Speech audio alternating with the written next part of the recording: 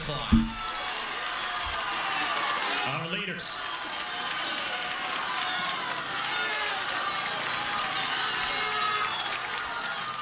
Starting the climb with a 1-minute advantage. And you can see just how narrow it was back there. That also makes things sketchy in the peloton. As you can see, the Garmin Sharp Rider there getting rid of any extra weight. Alex Howes, the American, got rid of some food and things he wasn't going to be able to eat at this point in the race, but picking up a bottle there to cool off with. Now Radio Shack coming to the front of the main field, riding for Chris Horner. Very interesting to see, and look at all the men they have on the front for Radio Shack. At least 4 of them up there.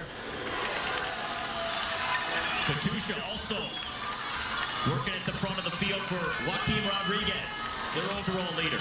Look at the gap just plummeting now as riders take these really hard pulls on the front of the peloton, and then they just swing off and get dropped.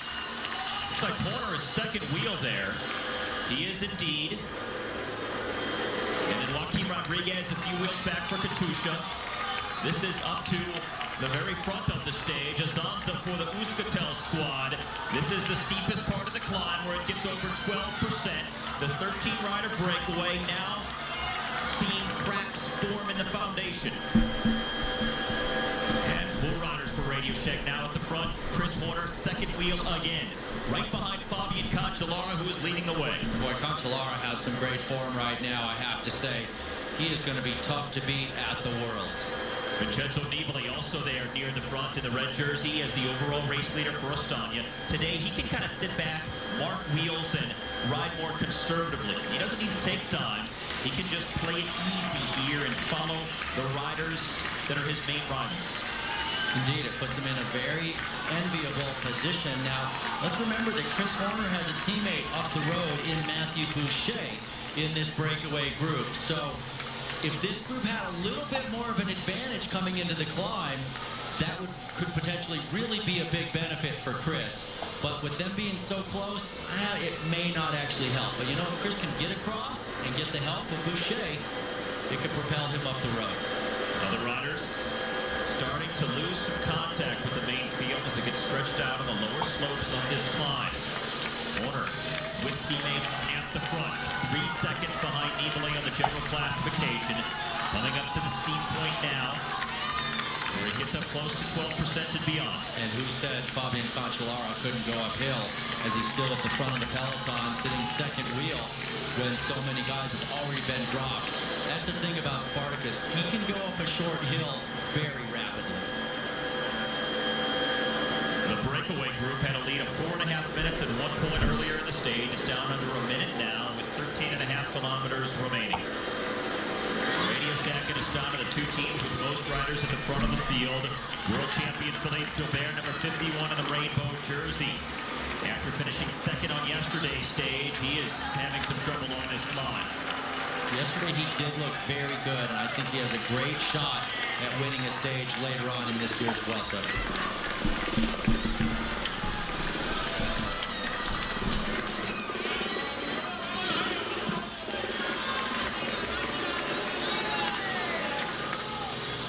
Now back to the front. Cataldo really starting to stretch some legs. Again, he won stage 16 of the Vuelta last year, the 28-year-old Italian for Team Sky. Now setting the pace as the breakaway starts to lose some riders. Cataldo's a very good climber, Steve, and he's starting to show that right now. He's finished 12th overall in the Giro d'Italia last year. All right, Alejandro Valverde is there, number 1 in the dark colors with the green helmet for Movistar. Joaquin Rodriguez in the red and white of Katusha right behind him. Off to their right, overall race leader Vincenzo Nibali. And Christian Meyer coming back from the breakaway group. The very effective domestique on the Orica Green Edge team that usually we see on the front of the field all day, but today he was in the break. This is live coverage of stage number 8 of the Vuelta a España here on Universal Sports, presented by Yearbud. Steve Schleimer alongside Todd Gogolski. We are down to the final 13 13 kilometers. The breakaway coming apart. Their lead under 1 minute to this main field. All of the top general classification riders are here. Look at Fabian Cancellara. After all that work, he's just going to have to just kind of ride within himself here. And he'll lose some time today. Not a big deal for him, though. So Boucher at the front, team leader Horner behind.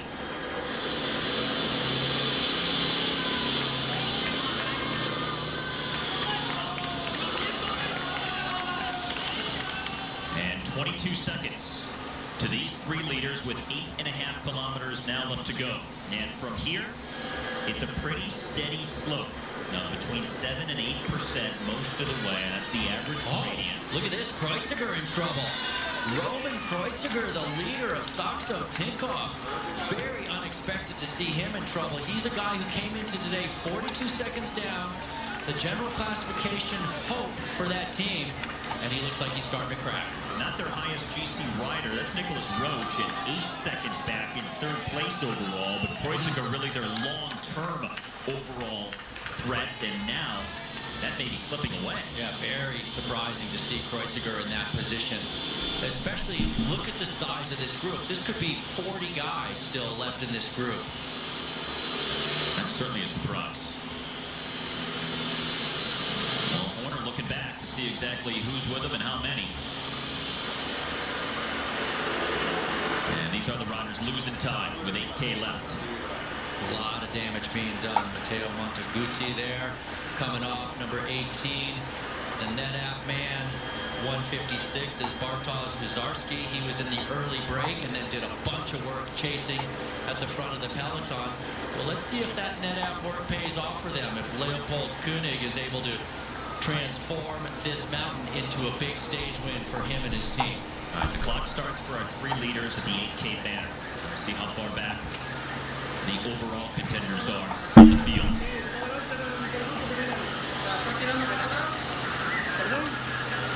Now, Luis Mate is the name written on the road as the field comes through 17 seconds down. Mate, by the way, one of the only riders who really knows this club. He lives near here, rides it, training a few times a week, and bought Mollema. Now going to the frontier, team leader for the Belkin team, making acceleration. Big acceleration there by him.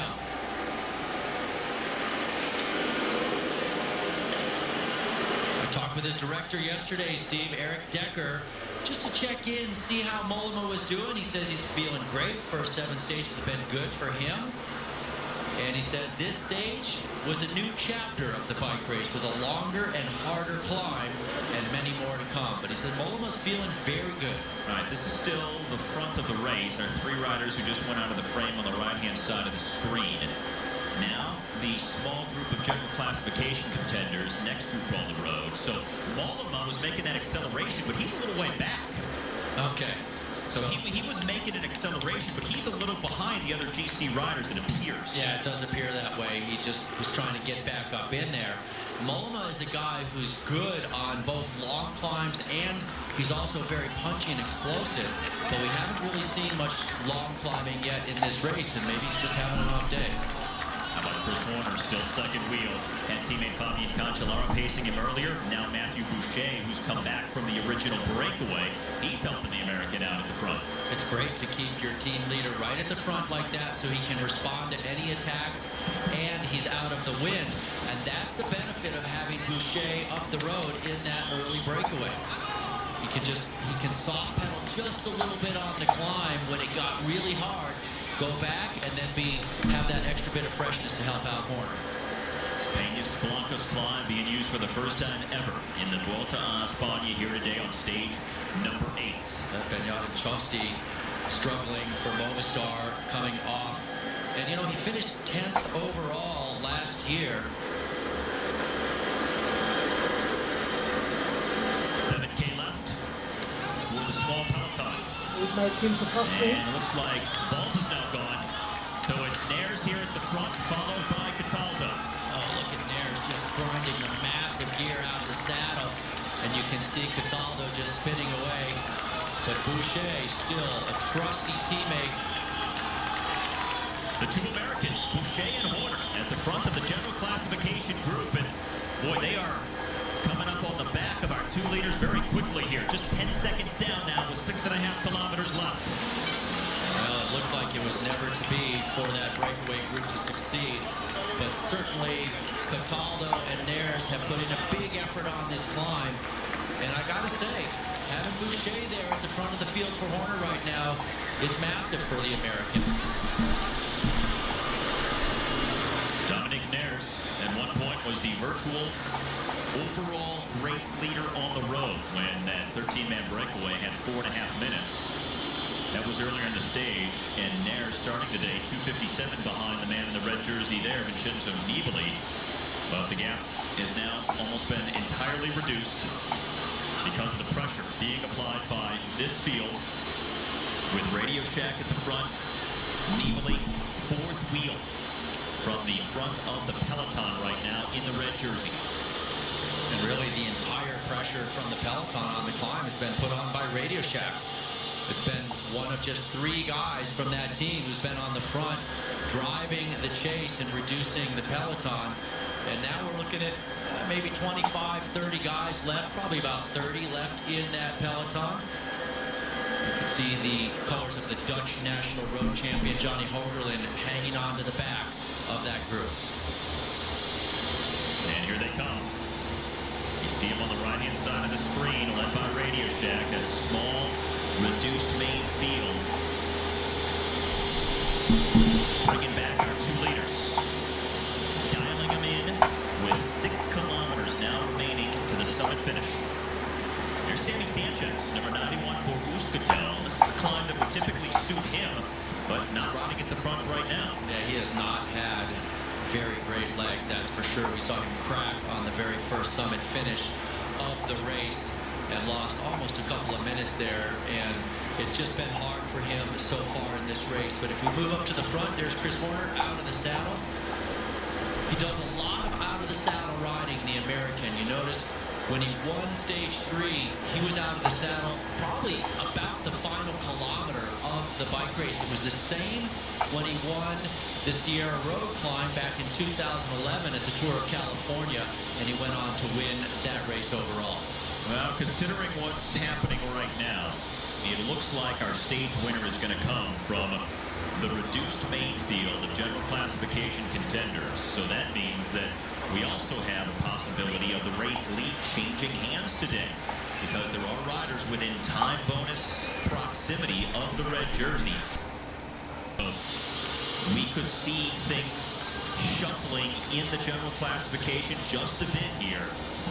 Time bonuses available at the line of 10, 6, and 4 seconds for the first 3. Now, there are only 2 guys in the general classification that are within 10 seconds of the overall leader, and that's Vincenzo Nibali. So Horner's 3 seconds down, and Roach is 8 seconds down. So if either of those guys gets the maximum time bonification of 10 seconds, and Nibali doesn't get a time bonification, well then we'll have a new race leader. But there should be some kind of separation at the finish line as well.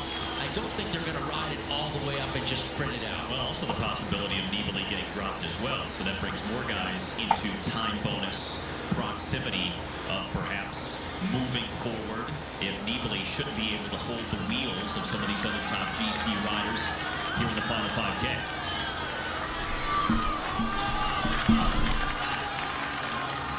The handshake signifies that the breakaway is finally over. The 2 remnants of what was a 13-man group earlier in the stage about to be caught. Dario Cataldo and Dominic Nares. Small field of overall hopefuls coming through with 5 kilometers left to go to the summit finish that's being used for the first time ever in the Vuelta a España, the Peñas Blancas. And the first of 3 straight summit finishes on this second weekend of the season's 3rd Grand Tour. Look how small this group is now at the front of the race. And a lot of the general classification hopefuls are right here. Chris Horner, the American for Radio Shack, who wore the red jersey for 1 day, his second wheel. Vincenzo Nibali, the current overall leader, is right there near the front in red jersey at the 5K banner.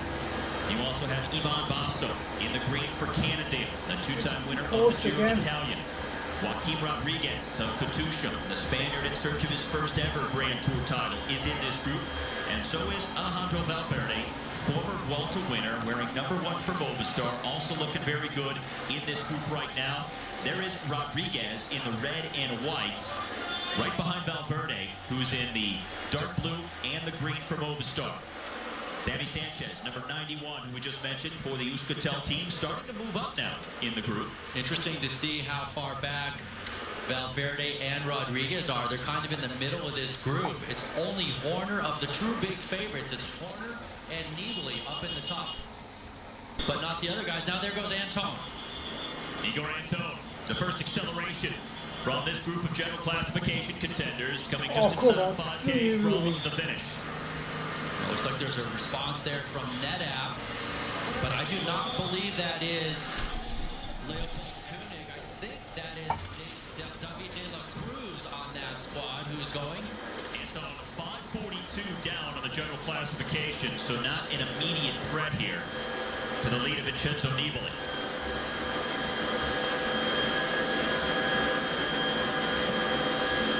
That's an Argo Shimano rider.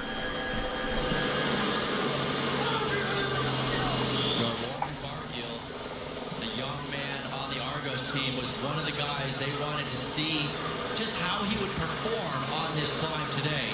He's kind of an unknown quantity in this type of competition. Okay, so I don't know if it's the putting in teaser. Well, the Euskaltel team is disbanding at the end of the season, looking for some final results to go out on a high. And that is Barguil of the Argo Shimano team, now second on the road behind Antone. With 4K left. There's Antone in the top right-hand corner of your screen. Well, the Euskaltel team has had a tough start to this Vuelta with the time lost by their overall leader, Sammy Sanchez. Antone, a couple of years ago, led this Vuelta before crashing out almost inexplicably when he was wearing the overall leader's jersey. Looked like he was in position to maybe go on to win the race overall, and he's never really been the same since. It's true. He was on incredible form that year, and that was a huge lost opportunity for him. Looking at these guys here, Chris Horner taking a drink, Nibali taking a drink. They don't appear to be right at their limit to me, Steve. I think this is a bit of a wait-and-see type of a situation. But one thing I can tell you is Mathieu Boucher on the front. He's a good friend of Chris Horner's. They often have roomed together over the years, and he has been an integral part of Horner's win at both País Vasco in 2010 and the Tour of California in 2011, setting some blistering tempos on some climbs for Chris to then attack from. This tempo looks pretty good from Igor Antone as the Movistar rider now moves out front here.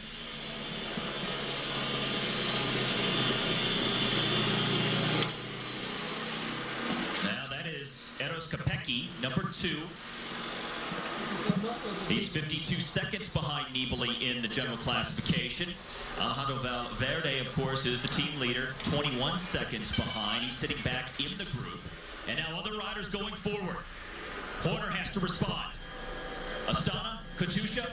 And that is Chris Horner that's leading the chase there. And I'm looking for the red jersey of Vincenzo. So Horner is on the gas. Ivan Santaromita for BMC, the Italian champion, is the man who really got the hostilities going. Horner came up to his wheel.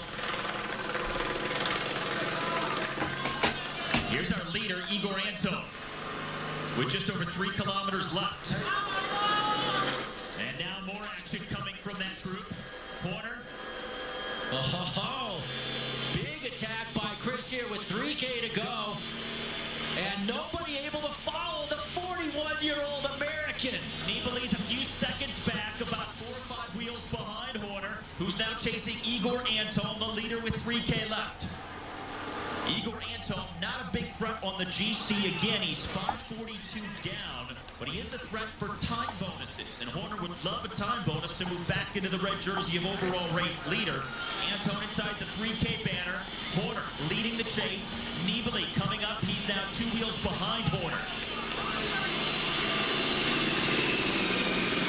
8% is the slope right here. Oh, Nibali has made it back up. Ivan Basso right behind Vincenzo Nibali. He's going to come around him in the green, number 71. And No, and I can tell you, Nibali will not mark Basso, but you can see Horner got on the wheel because Horner wants this to be as hard as possible if he's got good legs. You know who else is coming up? Sergio Henao and Rigoberto Urán of Team Sky, a double threat.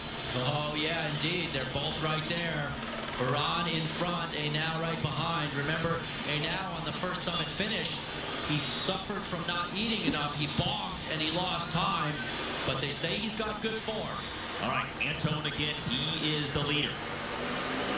Oh, no, that's actually Sammy Sanchez, who's number 91 and losing contact. His teammate, Igor Antone, up the road. So this is behind with Sanchez getting dropped by the group.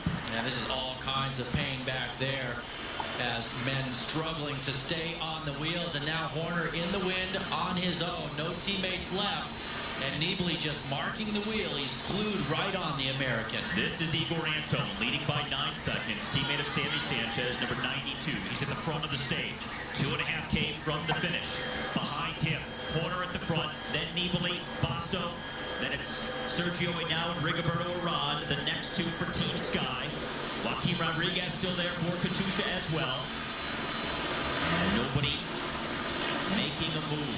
No one with a big acceleration from the GC hopefuls here as we come up on the final 2K. Basso now getting the diesel spooled up and trying to put a little bit of pressure on those guys. And honestly, for Chris Horner, if he wants to get away, he's going to benefit from other guys going to the front of that group and making it hard so that he's out of the wind and then he can attack after it's been very hard. Time bonuses, 10, 6, and 4 seconds for the first 3. And right now, Antone is the first rider on the road. Nibali here in the red jersey getting a drink at the front of this group. Horner just off to his left. Antone with 2K left. Antone is doing exactly what he wanted to do, which was benefit from all the favorites in the general classification, looking at each other and basically neutralizing each other. Meanwhile, he rides up the road and tries to get the stage. Oh, there goes Leopold Koenig, number 151 from NetApp. FDJ now chasing. Leopold Koenig, 48 seconds down on the general classification. Thibaut Pinot is the rider for FDJ, who's just behind, but this is Koenig on the left-hand side of the screen. This is the reason that NetApp was riding at the front of the field earlier to bring back that large breakaway. Indeed, and you're not going to see Vincenzo Nibali burying himself to try and bring back Leopold Koenig. You're not going to see Horner doing that either, nor Valverde, nor Rodriguez. These are the opportunists. Yeah, it's a very hard climb, but if you're not marked, it's a little bit easier to get up the road. And look at this, 4 guys now. With under 2 kilometers left to go. There's our leader, Igor Antone.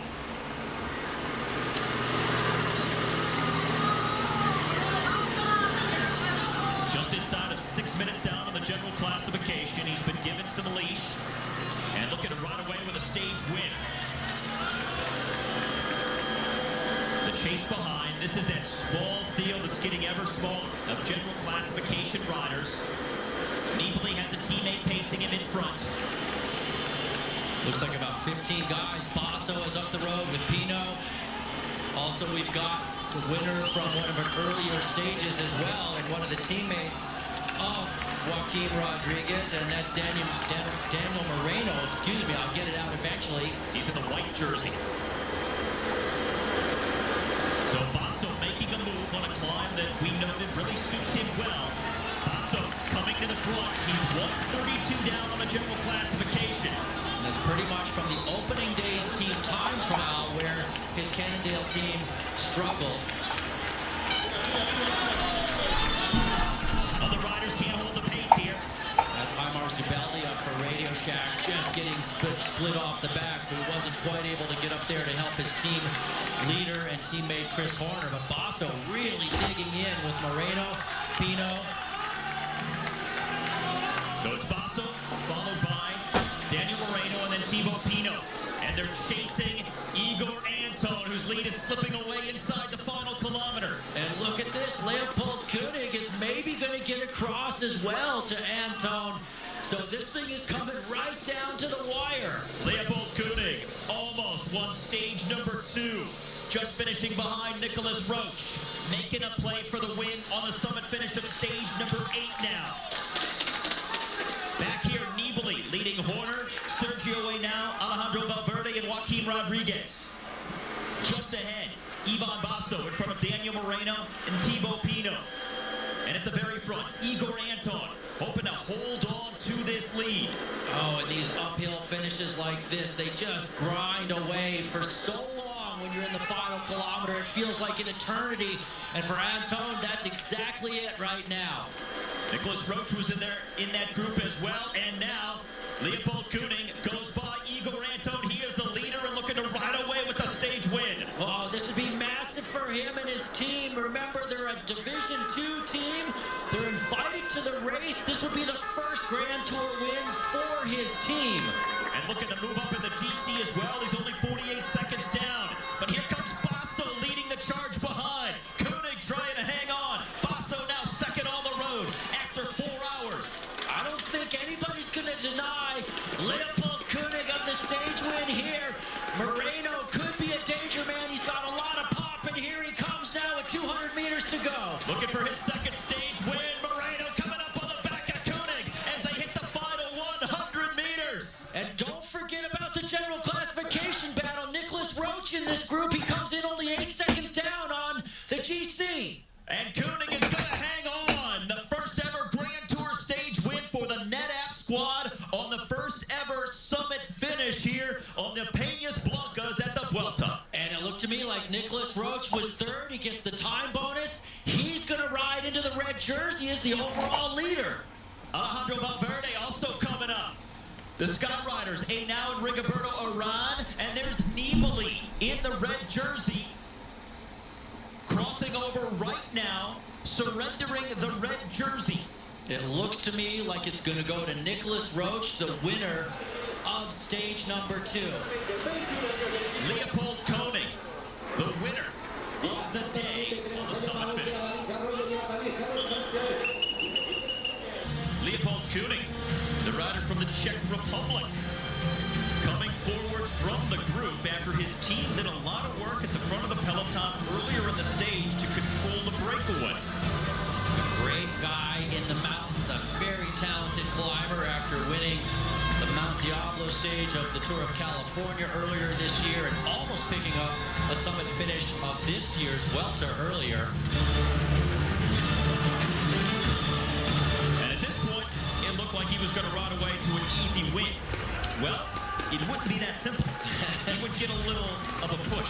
Daniel Moreno in the white jersey there for Katusha, who's already picked up a summit finish in this year's Vuelta with a hard charge late, but Koenig would not be denied, and he would pick up the NetApp Enduro team's first stage win in a Grand Tour.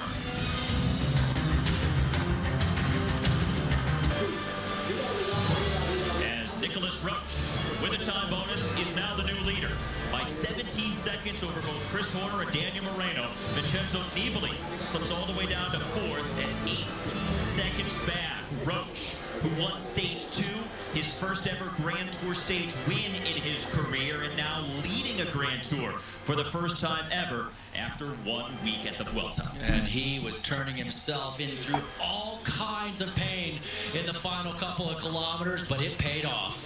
Huge day for the 29-year-old Irishman from the Saxo Tinkoff team.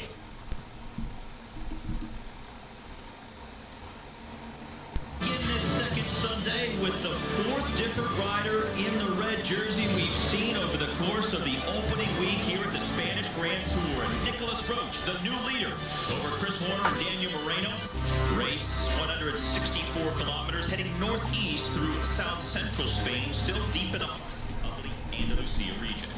And a hot day for the riders as well, as they started hours ago, and 2 intermediate sprints late in the race, the category 2 climb of the Frailes, and then from there it goes downhill, and then the setup for that final 1 kilometer kicker in Valdepeñas de Jaén.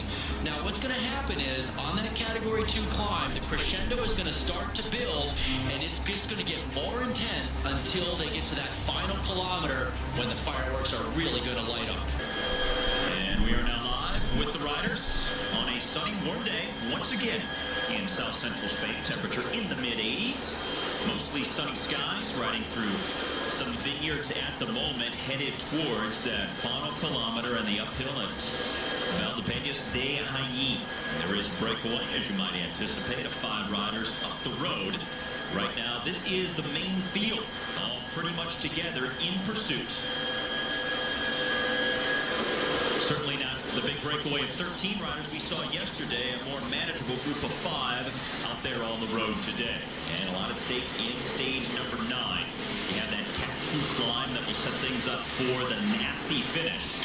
And you have to wonder, will this be the day that Katusha really sends the strike force out in Moreno and Perito? They both know the climb well. Rodriguez has won on the Valdepeñas de Jaén before, and he needs to make up time. He's over a minute back on the general classification.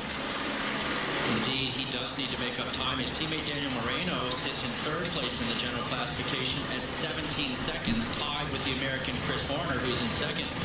And Moreno is a big card that the Katusha team can play today as well. All right, so our 5 leaders are on the left. The peloton on the right, separated by less than 3 minutes. Margin was close to 6.5 earlier in the stage. Here are the names of the riders in the move, and one of the most prominent names from Vakon Soleil, the rider right here, the Dutch national champion at the front, Johnny Hogerland.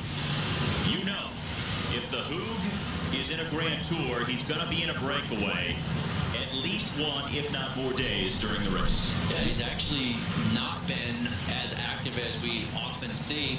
It doesn't mean that he hasn't tried to get into these breaks, but you can't just say today I'm going to make the break and then make the break. You got to follow the attacks, go with the counter attacks at the beginning of the race, and make the right selection there in the early moments of the race to get in that move. Still over 60 kilometers left to go, so quite a ways out from the finish. Not yet 3 hours on the bike for these riders here. And the front of the field being led by BMC. So, wondering if they think Philippe Gilbert has the legs to do well on that final climb. It is interesting to see BMC there because originally the break of 5 guys started picking up like a minute every 5 or 10K.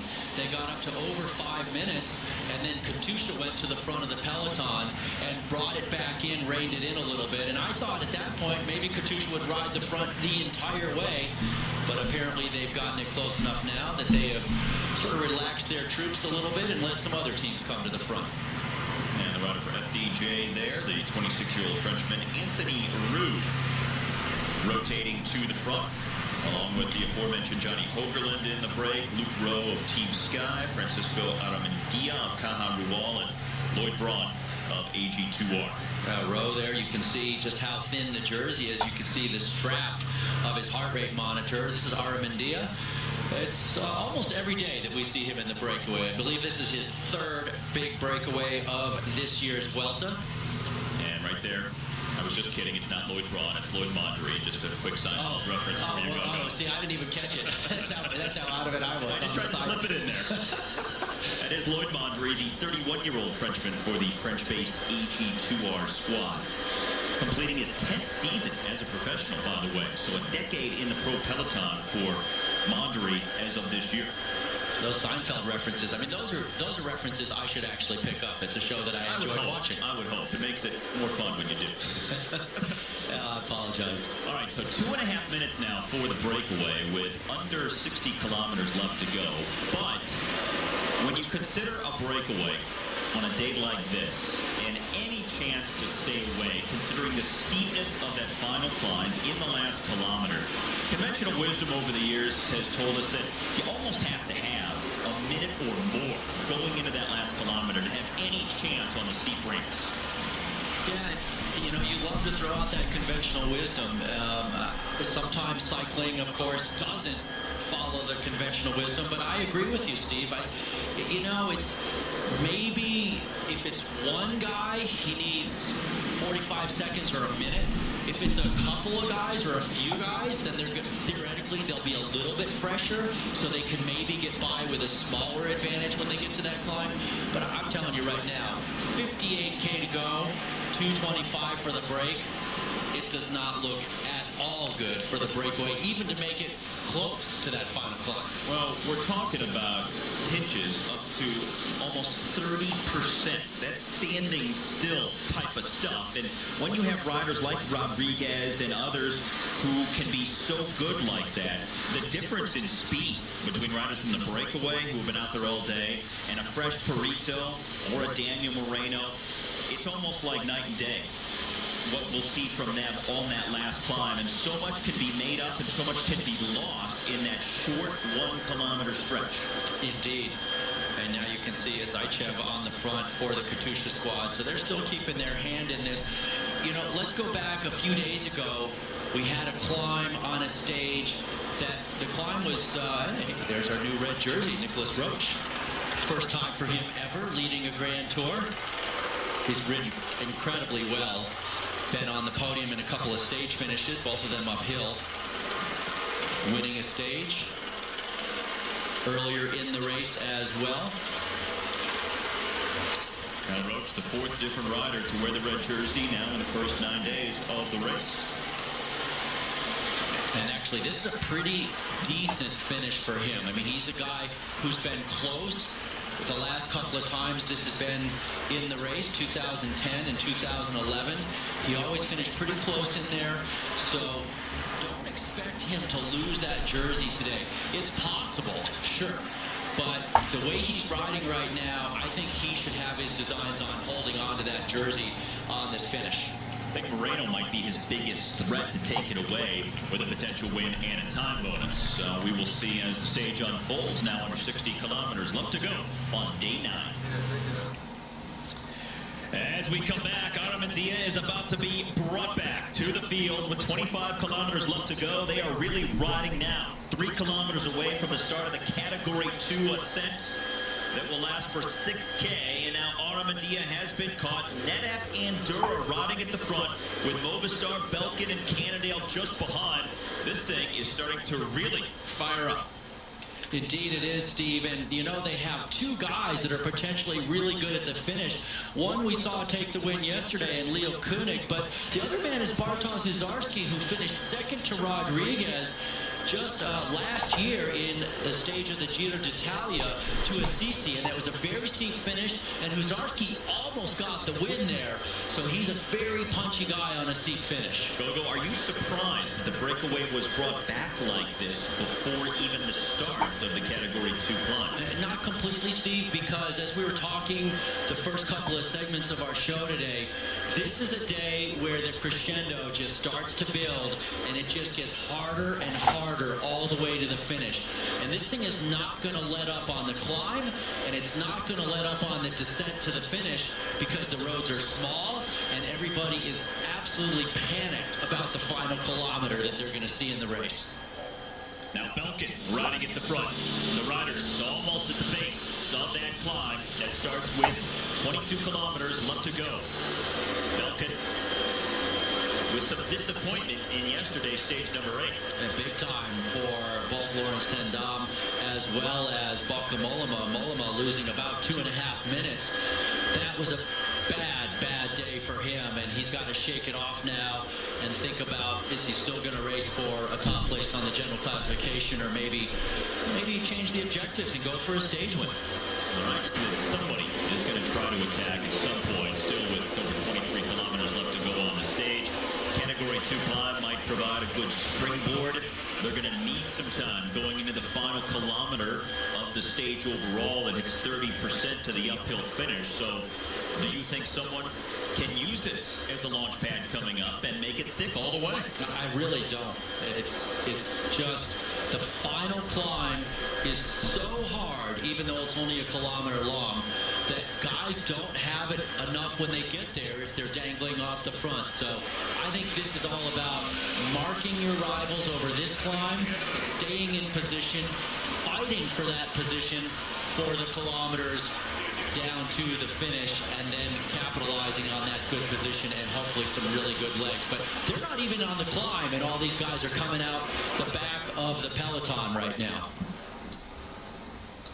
And a rider from Caja Rural jumping forward from the field. Remember, Armandia from the same team was the last rider rider brought back from the breakaway just a few moments ago, and this is Ahmet Chiruka.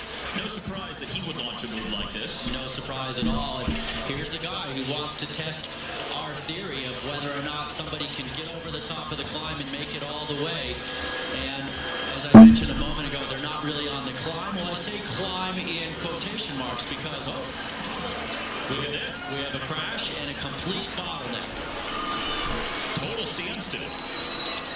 So this is a nightmare for anybody back here because the guys up front have the speed and these guys are sitting up waiting for the road to clear. Huzarski 156 on the left of your screen. So he was actually the guy on the front working hard. So here, they are not riding for him for net out. And this is back to Ahmet Chiruka now at the very front as they start this climb that averages just under 6% and will summit with 16 kilometers left to go. And Steve, now look at all these guys at the back of the group that are now having to struggle to close gaps. All these guys have been stopped by that bottleneck, and a lot of these guys will not get back on.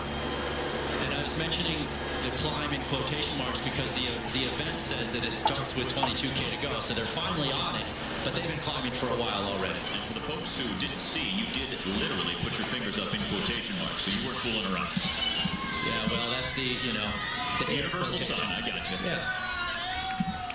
Here's the front of the bike race right now. Ahmet Chiruka. He's a good climber.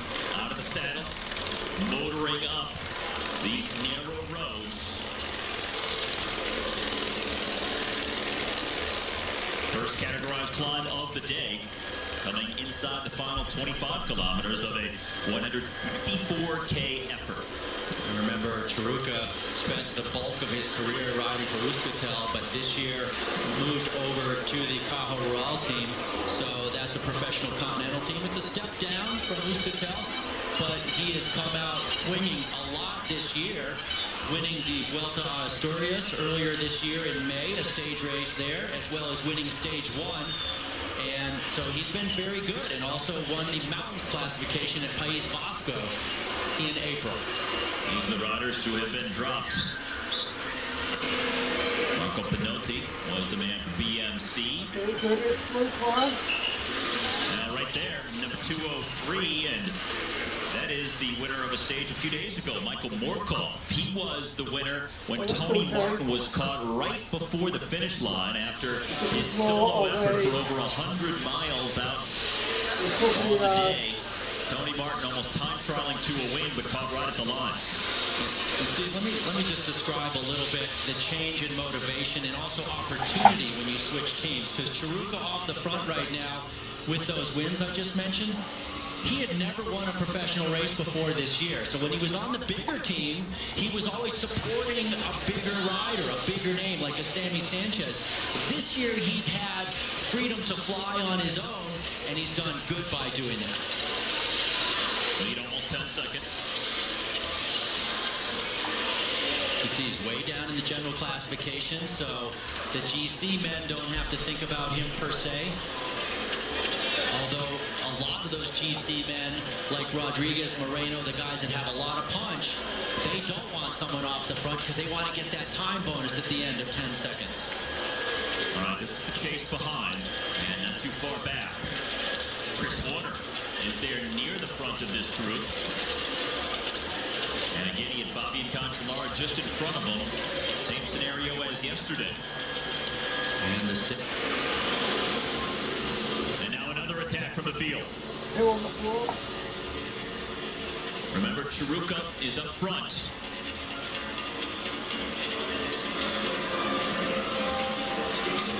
Yeah, that's Robert Kieserlowski. Now the Radio Shack Leopard team has that special jersey.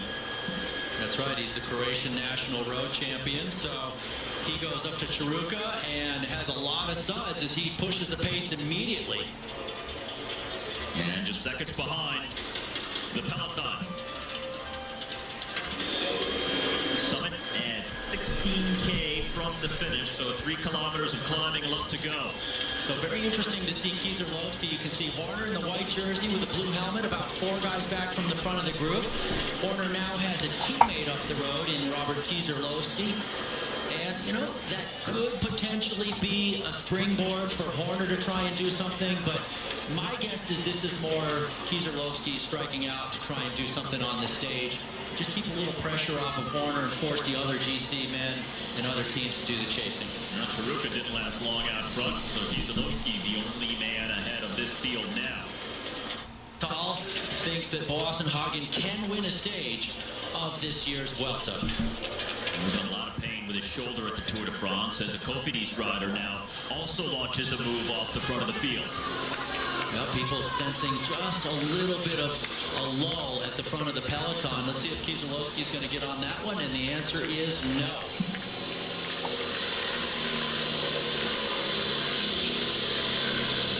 So Kieserlowski has been fully brought back by the field. Remember, at the very front, it's involved Boassenhagen. Now, I believe this is Nicholas Aday, the Cofidis rider there, Steve, who's in the hunt for the mountains classification. He came into today sitting in 4th overall, and he was 7 points behind Nicholas Roach. Now, this is a Cat 1, so the win is worth 10, and second place is worth 6. Looks like Boassenhagen is going to be the first to the summit. And it's, pardon me, it's a Cat 2 climb, so it's 5 for the win and 3 for second.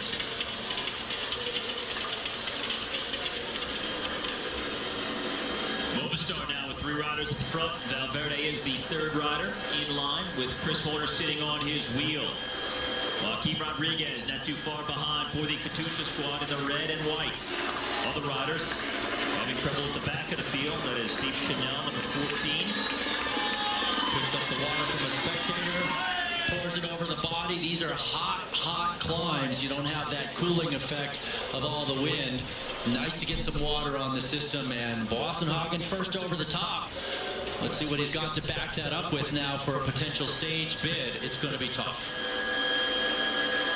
All right, so some tight technical corners and a somewhat tricky and twisting descent coming up.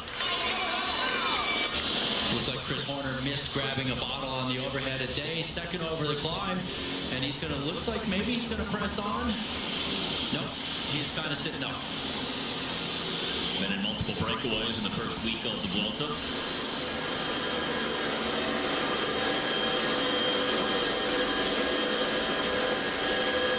See just how small this road is here. Horner sitting in 4th position. Valverde's got teammates at the front. These are the reasons why you want to be close to the front. With a tiny road like this, if somebody has a mishap or if a gap opens up, you may never get across it. So a day about to be scooped up. That'll leave Boassenhagen, the only man out front. 4 hours in and 1 nasty kilometer coming up at the finish. I mean, that final kilometer is so difficult. And you have to have such an advantage going in. You can't have 14 seconds. Or a dozen seconds, even 15, 20. It's not going to be enough. No, they got to have some real time at the end. But, you know, you applaud the guys for going for it here. You never know. If there is a separation that comes up to them, well, then you have a real shot at getting a stage win. But one guy on his own, very tough to make it all the way. Boassenhagen crashing in the Tour de France. He ended up fracturing his shoulder, eventually pulling out. And really came into this race, well, having not raced since July. So it was a lot of training for him and using the race to try and sort of get that rhythm back of the race, of these really hard efforts and all the craziness that comes with racing in a peloton of almost 200 riders. Now Movistar at the front of the field. That final 1K climb, not as good for Alejandro Valverde as it is for a Joaquim Rodriguez. But Valverde wants to maintain his position, stay at the front, try to stay in the general vicinity of his other top GC rivals as Boassenhagen hits the 11K banner. And he's got 9 seconds on Luis Leon Sanchez. So it's all very close together here.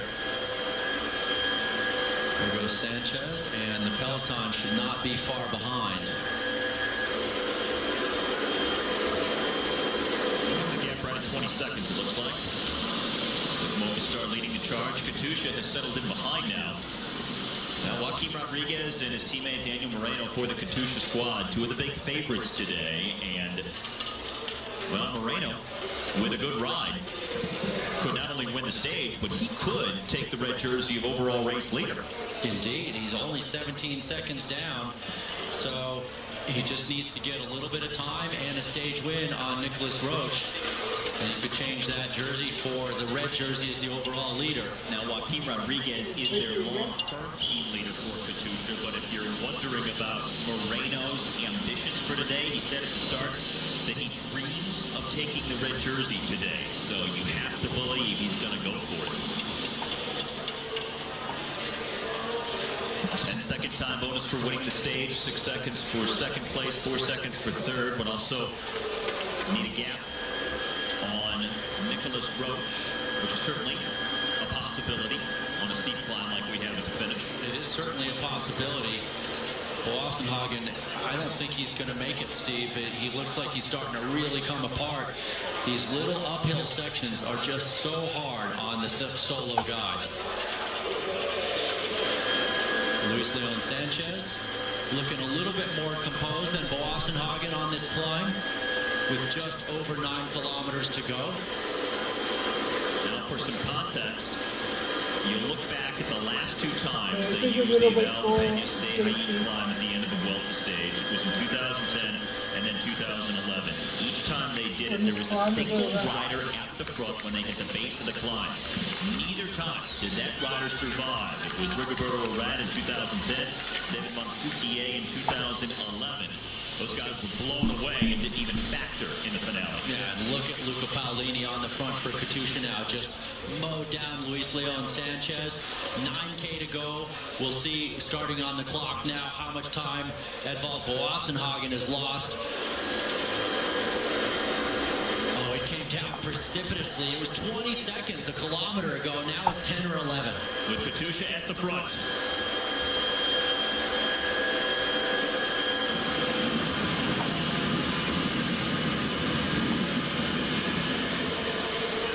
Boassenhagen, a great bike handler.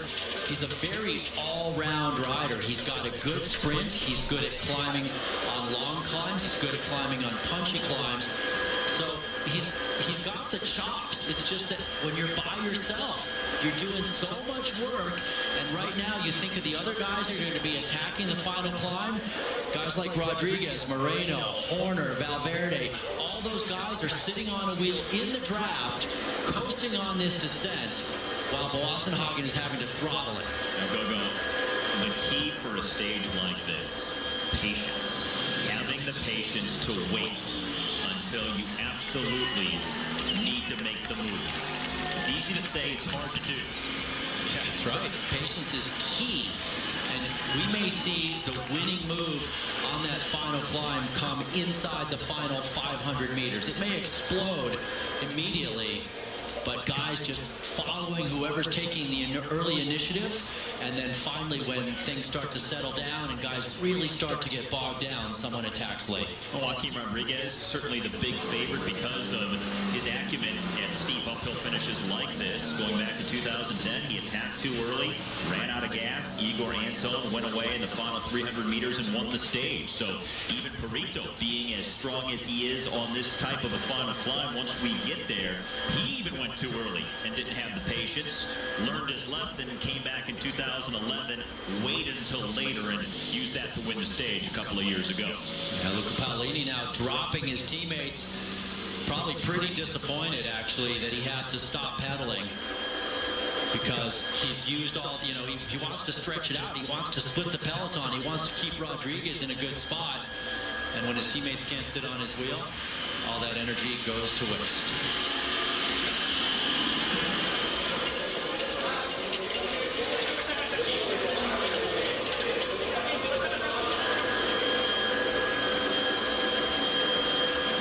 If you're one of the general classification hopefuls and you're not good on the steep pitches, and you know you have one coming up that hits almost 30%, how nervous are you right now? What's the anxiety level like? There is a ton of anxiety. Look at how small this road is as Boassenhagen plummets down and kind of resetting his line a couple times through there. So this is sketchy bike racing right now on a small road. It's not an easy run into the climb. And then this effort that is happening is going to continue, and these nerves are going to continue. And look at Paolini using the entire road right over to the guardrail. Look at that, making sure he's got his teammates in tow. And then they have to fight for position into the final, and it's not a straight final. There are two corners. A really sharp right-hander sets them up onto the hill, and they lose all their momentum. So the nerves are exploding. And something we noted earlier, how a stage that can seem fairly innocuous overall can be so demanding as Boassenhagen hits the 5K banner here. You go over a Category 2 climb, but you have this very tricky, delicate descent. Narrow roads, technical corners, and then you have 1 kilometer of climbing at the very end. That's a killer for some guys, hitting up to 30%. So you always think about the big climbing days, the beyond classification climbs, the 20K efforts, but days like this can also be decisive as well. Well, and really a day like this is almost more nerve-wracking because you don't have a long time to settle into a climb and find your rhythm, and if you're buried a few guys back, you work around some guys. A day like today, it happens so fast, it's like, it literally is going to be like fireworks. You light the fuse, and then things just start going off right into the bottom and at the bottom of the climb. And a lot of the pace behind Boassenhagen right now is about position for that final climb. These riders here, led by Katusha, they know that in 3 kilometers things are going to start, and they have to be near the front. You've got to be in the first 10, 15 places when that wall comes upon you. Yeah, for sure. If you're not in the top 15 places, I don't think you're going to be a factor at all up that climb. And Katusha wants any other rider to have a chance to move up. Roach is there in the red jersey as well. He looks like he is about 15 or so. Overall race leader sitting behind a few Astana riders. Right now. Because I want Cinelli is up there back in the turquoise colors today after losing the red jersey. 2.5 kilometers away from the Velapeñas de Jaén climb that will define stage number 9 at the Vuelta. Boassenhagen, the leader, coming to the 3K banner. You can see why guys attack on that climb every year before they get to the final. With these small roads, you just think, well, maybe I have a shot. Maybe because it's so tricky, somebody can get away and have enough of a gap. But they just never seem to get the gap because the peloton is so determined to set up for that final kilometer. And they call it the wall for a reason. Some guys will look like they're standing still once they hit it. Katusha kicking up the pace here. Boy, look at Paolini. I mean, this has literally been Paolini on the front for several kilometers now, chasing Boassenhagen, and he's not really so concerned about Boassenhagen. It's just making it so hard that other guys can't move up. You see Chris Horner there just waving his arm. He's trying to get the motorcycle to get out of the way. No, his teammate is in the green jersey and shorts because he's leading the points competition. And he's sitting about 5th wheel right now as Boassenhagen is caught. And now they set it up for this 1K climb that will start momentarily. Number 121 is Joaquim Rodriguez, the red jersey of Nicholas Roach off to his left shoulder for Saxo Bank. He's the overall top man in the standings. 3 turquoise jerseys of Astana. Vincenzo Nibali is one of those. Sitting behind his teammate there in the middle of the screen. And there are not that many guys left in this group, considering it was only a Category 2 climb, but they absolutely put everything on the line for this final K. Philippe Gilbert is there in the rainbow jersey of the world champion. Chris Horner's a few wheels back in a white jersey for Radio Shack. Ivan Santaromita is there, the teammate of Philippe Gilbert. Do you rule him out for this stage? I don't rule him out, but I think it's got to go more towards Gilbert for BMC today.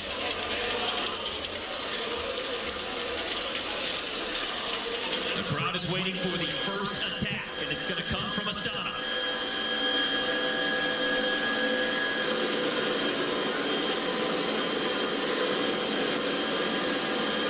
As they make the left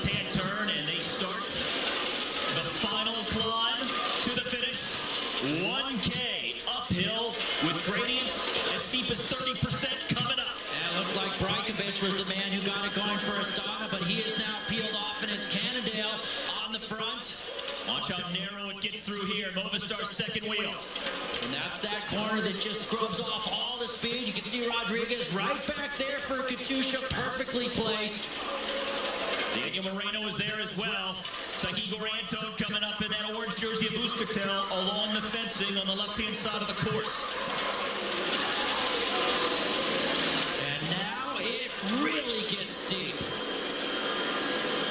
And that is Tanel Kengert of Astana, number 36, but he's passed by Daniel Moreno in the green jersey. Moreno rides to the front. Wow, Moreno's going really early on this climb, and maybe too early. Valverde chasing. He is second on the road right now in the dark colors of Movistar. Joaquin Rodriguez behind him. Yeah, Rodriguez struggling to keep on the wheel of Valverde, but it's three Spaniards now at the front. Daniel Moreno at the front in the green jersey, not only riding for the stage win, he's riding for the red jersey of the overall race leader as well. He's been going incredibly well on these summit finishes, Steve. He's already got one win under his belt, and he looks almost unstoppable today. Moreno, just 17 seconds back of the race leader, Nicholas Roach, as the day started. Behind him, Valverde and Perito right here. Sammy Sanchez, Roach, Gilbert. Well, Nicholas Roach is trying to hang on to that red jersey, desperate to maintain the race lead. Daniel Moreno, 200 meters for a stage win. And Moreno is definitely going to get this win. The question is he going to get the red jersey in the process? Oh, here comes Roach. He's making a move to stay in red. Daniel Moreno said he dreamed of taking the red jersey earlier today before the start of the stage. It looks like he's going to get the victory on stage 9, but will he get that dream, that red jersey in the process?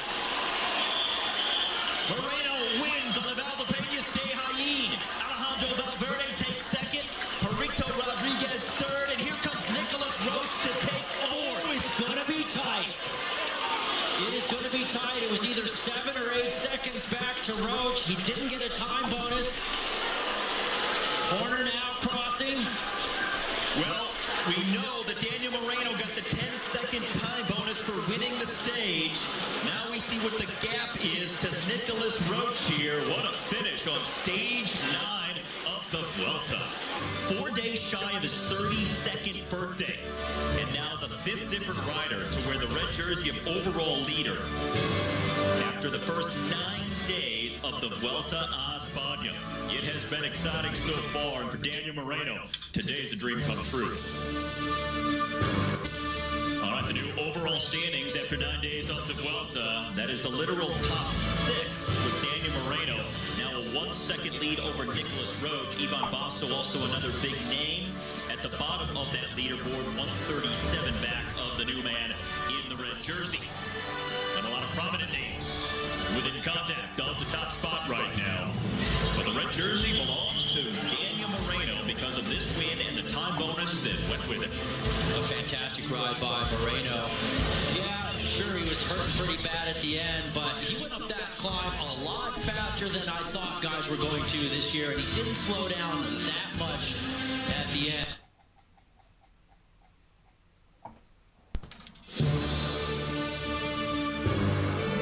Well, a very tough 3 weeks of racing. 13 mountain stages for the guys as they started out earlier today with a team time trial. Second day tomorrow, the first summit finish. They move counterclockwise down to the southern part of the state. And in the first weekend, the first summit finish up at Peñacabarga. Moving then on a long transfer up to the northeast part of the country. They will hit more mountains than they certainly care to deal with as they finally, in the final weekend, get up to the Anglerou, which is one of the most brutal climbs in all of cycling. It is a climber's paradise this year at the Vuelta, and we will have a climber who will triumph after 3 weeks. Stage number 1 of the 2013 Vuelta a España, the team time trial in the town of Villanova de Arosa, finishing in San Sencho, 27.4 kilometers. Peter Young along with Tom Gugolski. Thank you for tuning into our live coverage of the final Grand Tour of the season. This is BMC Racing, and they are over the water, getting ready for the start.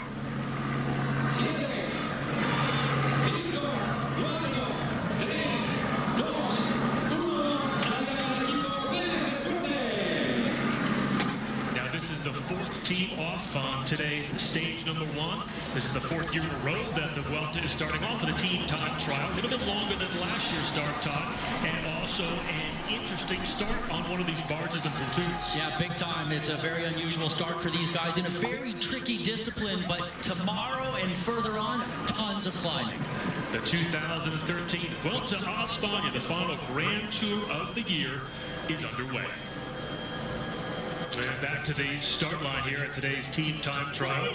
No climbing to speak of today, as on course again for the 4th year in a row with the team time trial. Now again, let's talk about that interesting start. This is the first time that we have had a Grand Tour start over the water.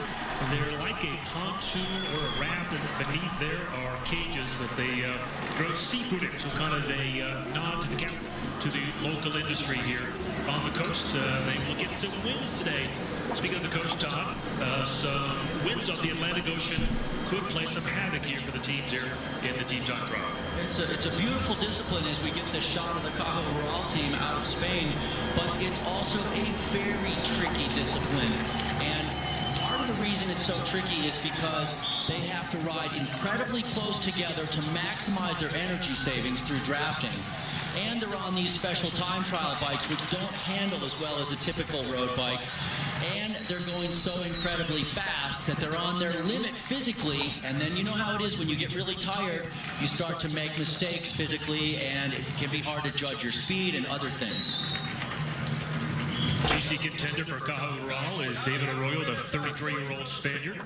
Fairly quiet year for him, and this is the boat that will take the teams to the start line. So an interesting way to start the Vuelta a España. We will take a pause, and after this break, come back with our continuing coverage of stage number 1. Stage 1 continues of the Vuelta a España, the team time trial. This is the 6th team to start. Cofidis. The first team that we did not see was Team NetApp, then Orca Green Edge, followed by Argos, BMC, Caja Rural, and now Cofidis. Cofidis, a team that is not expected to have a particularly strong ride in the team time trial. It's not a discipline that they've traditionally shown in. And one of the things I like here about the start is the way they've set out the riders off the water. It almost looks like they're riding on the water there. It's got a nice reflection there under the, what I believe is plexiglass there that they start out on. This being stage 1, Gogo, let's talk about what is at stake here today at the Vuelta. Well, there's a lot at stake. First of all, they're setting the tone, so it's going to give the riders an idea how they are, not only amongst their teammates, but amongst all the other teams. And at the intermediate checkpoint there, Orica Green Edge with the best time, just under